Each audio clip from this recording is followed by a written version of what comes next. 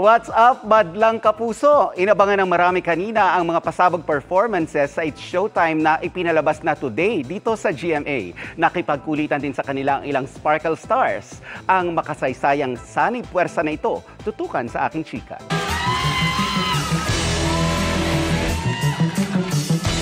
It can't be denied, opening pa lang ng It's Showtime kanina.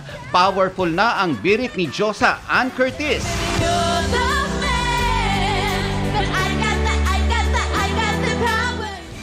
At ang energetic performance ni Karil. Kim Chiu din klibas hanging sa kanyang buwis buhay na pagbitin.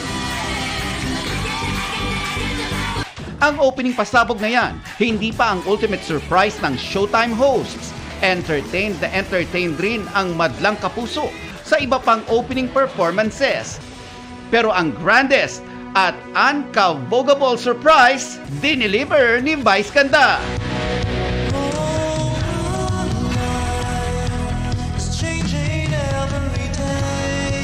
Abay, may song number pa habang nakaupo sa heart sa tuktok ng GMA Network Center. Win na win ang madlang kapuso sa pasabog sa first day ng It's Showtime sa GMA 7.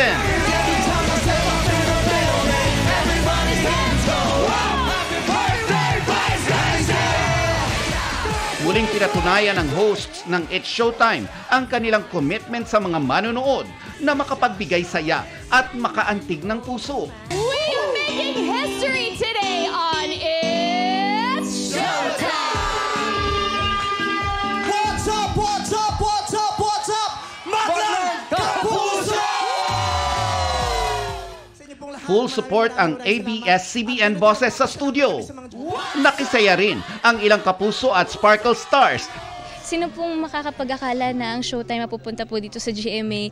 And nakakatuwa kasi pwede na po mag-collaborate talaga ang GMA and ang ABS. Isang pamilya na po talaga tayo. No more network war. Nakakatuwa na maging part ka ng isang ganitong klaseng show na talagang makakapagpasaya sa ibang tao.